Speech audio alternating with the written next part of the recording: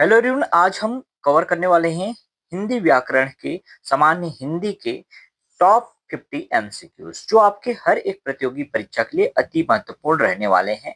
चाहे आप सीजी व्यापम की किसी भी एग्जाम की तैयारी कर रहे हो, भर्ती परीक्षा हो या एंट्रेंस एग्जाम हो, जहां पर आपका सामान्य हिंदी या हिंदी व्याकरण अगर सिलेबस में है तो ये टॉप 50 एमसीक्यूज आपको करके जरूर जाने चाहिए। तो चलिए शुरू करते हैं आज का बेहतरीन सेशन। सबसे पहला जो पार्ट है उसमें हमने संज्ञा, सर्वनाम और विशेषण को रखा है।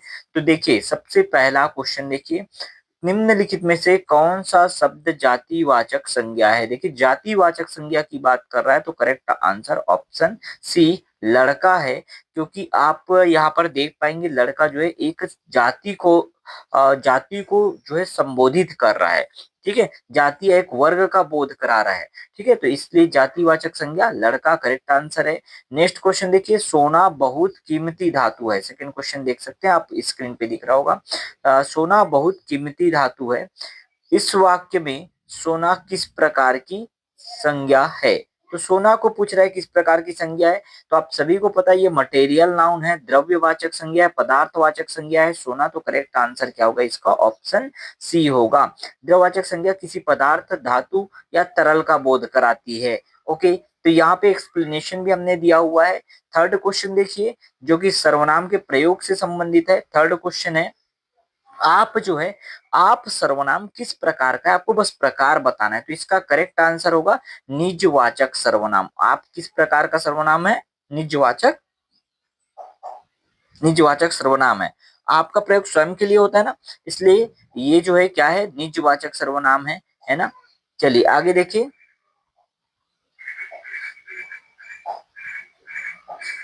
निजता जहां पे शब्द आता है ना वहां पे निजवाचक याद रखिएगा, कोई डाउट यहाँ पे क्रिएट नहीं होना चाहिए आपको। चलिए आगे आए,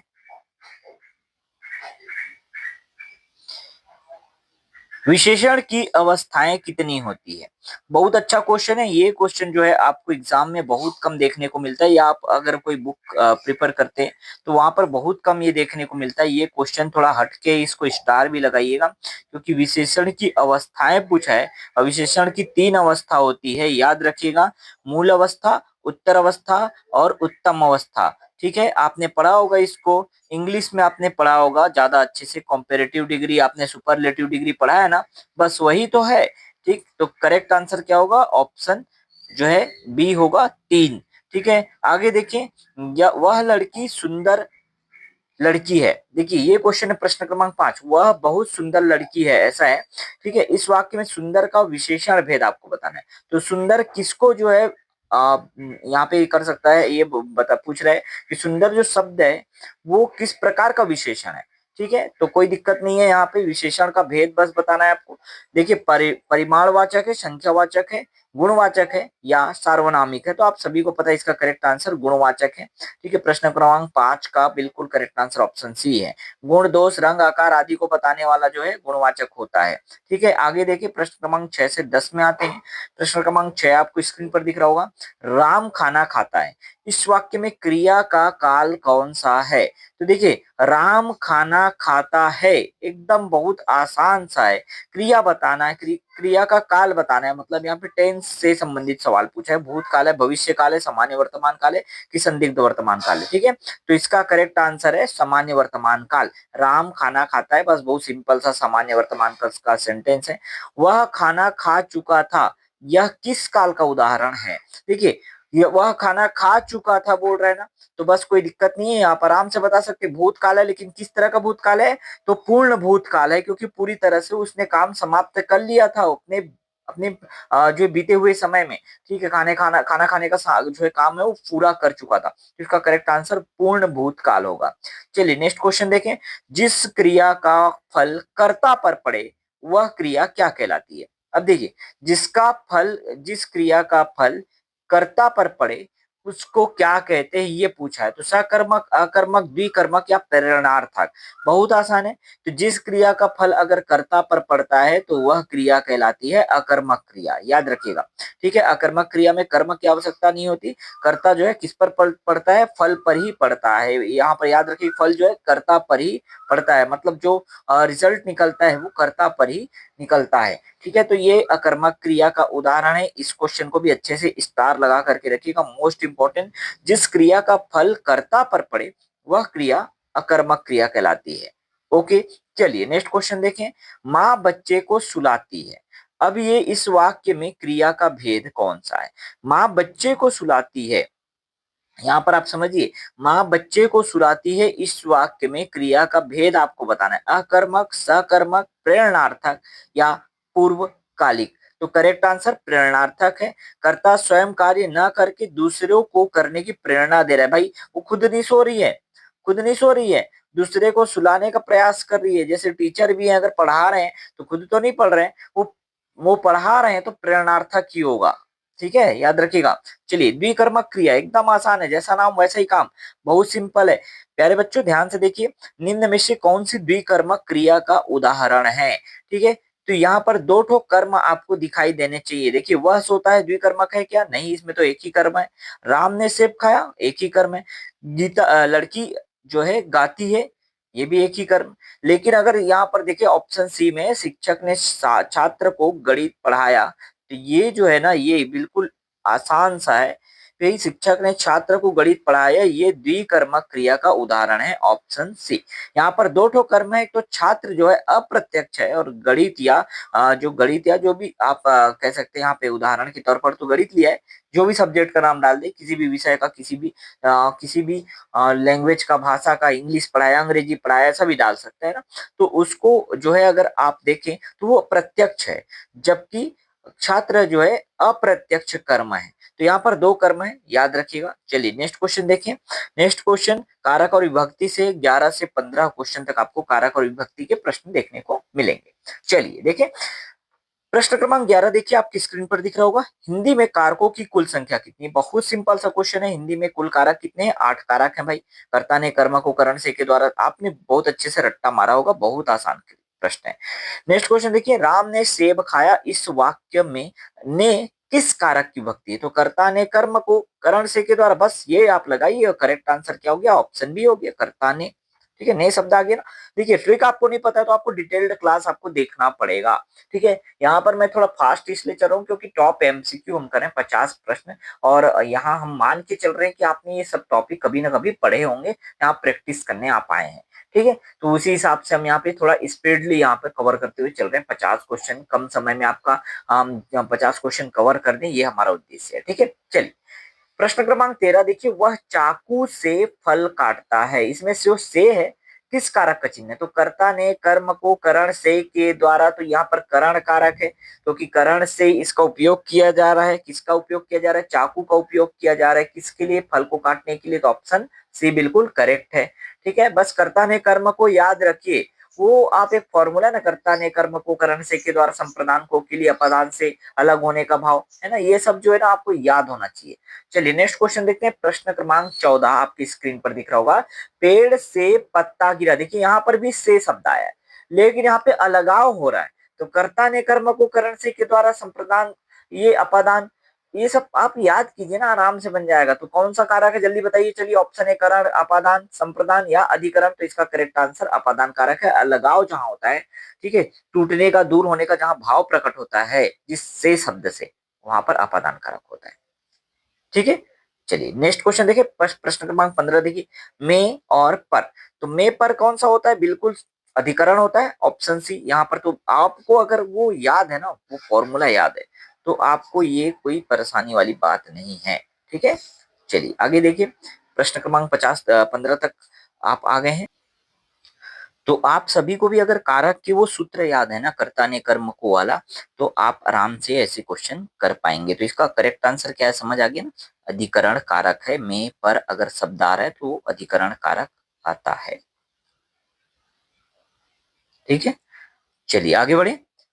नेक्स्ट क्वेश्चन देखिए, ये जो प्रश्न क्रमांक 16 से 20, इसमें समास से संबंधित क्वेश्चन आएंगे, और समास आपके एग्जाम के लिए बहुत महत्वपूर्ण है। आपने देखा होगा कि समास से बहुत क्वेश्चन जो है आपके एग्जाम में आते हैं। ठीक है, तो यहाँ पर क्वेश्चन प्रश्न क्रमांक 16 देखिए, राजपुत्र में कौन सा समास है?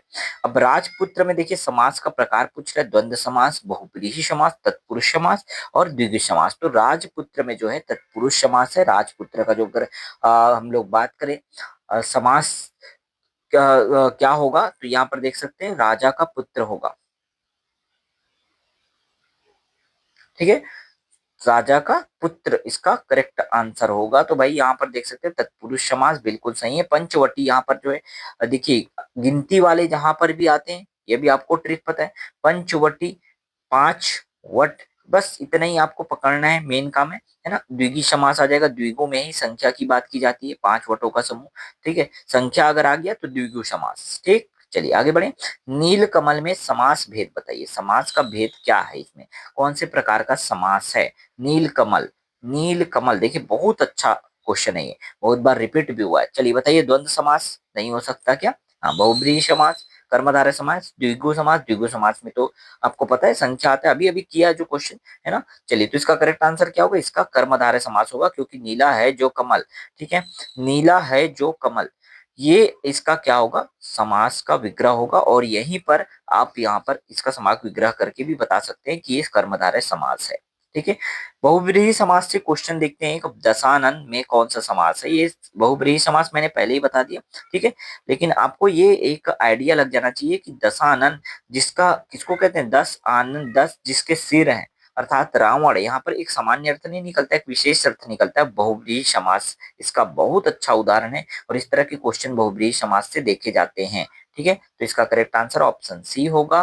ठीक है, बहुव्रीहि समास, 10 आनन है जिसके, अर्थात रावण। ठीक है, इसमें अन्य पद प्रधान होता है, तो बहुव्रीहि समास यहाँ पर करेक्ट आंसर होगा। ठीक है, नेक्स्ट क्वेश्चन देखें, माता पिता। अब देखिए यहाँ पर माता पिता का क्या होगा, माता और पिता होगा, और माता और पिता और तथा शब्द आता है, मतलब ये क्या हो जाता है, द्वंद्व समास होगा। ऑप्शन बी बिल्कुल करेक्ट है। देखिए कई क्वेश्चन में मैं टिक नहीं लगा रहा हूँ, क्योंकि आपको करेक्ट आंसर अगले स्लाइड में शो हो जा रहे हैं ना, इसलिए आपको मैं यहाँ पर टिक लगा करके नहीं दिखा रहा हूँ, है ना। तो आप जो है क्वेश्चन अच्छे से देखते चलिएगा। चलिए आगे देखें, नेक्स्ट क्वेश्चन, क्वेश्चन नंबर 21, विद्यालय का संधि विच्छेद। देखिए संधि से क्वेश्चन आ गया, विद्यालय का संधि विच्छेद बताइए, तो विद्या प्लस आलय होगा क्या, बिल्कुल करेक्ट सही आंसर है। देख लीजिए ध्यान से, विद्या प्लस आलय या विद्या प्लस लय। ठीक है, तो ये करेक्ट आंसर होगा ऑप्शन बी, विद्या प्लस आलय। ठीक है, आ मिल करके आ शब्द ही बनाते हैं। आ जो है याद रखिएगा, ये दीर्घ स्वर संधि है। किस तरह का संधि है याद रखिएगा, दीर्घ स्वर संधि है। ठीक है, डिटेल से क्लास जो है मैं पहले ही बता चुका हूँ, डिटेल क्लास अगर आपको चाहिए तो आपको थोड़ा हमारे हमारे प्लेटफॉर्म से जुड़ना पड़ेगा। डिटेल्ड वीडियो लेक्चर वहां मिल जाएंगे। यहाँ पर मैं खाली प्रैक्टिस एमसीक्यूज करा रहा हूँ, है ना। तो सज्जन का संधि विच्छेद आपको बताना है, बहुत आसान है। ये व्यंजन संधि है, दो ही ऑप्शन आपको दिख रहा होगा, उसमें से एक ऑप्शन बिल्कुल सही है, सत धन जट। ठीक है, चलिए नेक्स्ट क्वेश्चन देखिए, देवेंद्र में कौन सी संधि है। देवेंद्र देखिए, देव प्लस इंद्र, देव प्लस इंद्र, तो यहां पर याद रखिएगा ऑप्शन बी बिल्कुल करेक्ट है, गुण संधि है। अ आ और ई से मिल करके अगर ए बनता है, तो ये गुण संधि का ही एक तरह से प्रॉपर्टी है, याद रखिएगा। महाऔसत, बहुत अच्छा क्वेश्चन, बहुत अच्छा प्रश्न, ये भी बहुत बहुत बार पेपर में आया हुआ है। दो ही ऑप्शन दिख रहे हैं, चलिए जल्दी बताइए। तो इसका करेक्ट आंसर होगा ऑप्शन बी, महा प्लस औसत। ठीक है, आ और औ मिल करके औ बनाते हैं, वृद्धि स्वर संधि है, याद रखिएगा। ठीक है, चलिए आगे आए, यण संधि का एक अच्छा क्वेश्चन है, मैं यहाँ पर बता दे रहा हूँ। यद्यपि ये भी पेपर में बार बार रिपीट होता है, और इसको इस क्वेश्चन को यद्यपि को आप हल्के मत लीजिएगा। ठीक है, यदि प्लस अपी होगा कि यद प्लस अपी होगा, तो इसका करेक्ट आंसर होगा यदि प्लस अपी। ठीक है, ई और अ मिलकर के यह बनाते हैं यण स्वर संधि का, ये भी एक गुण है।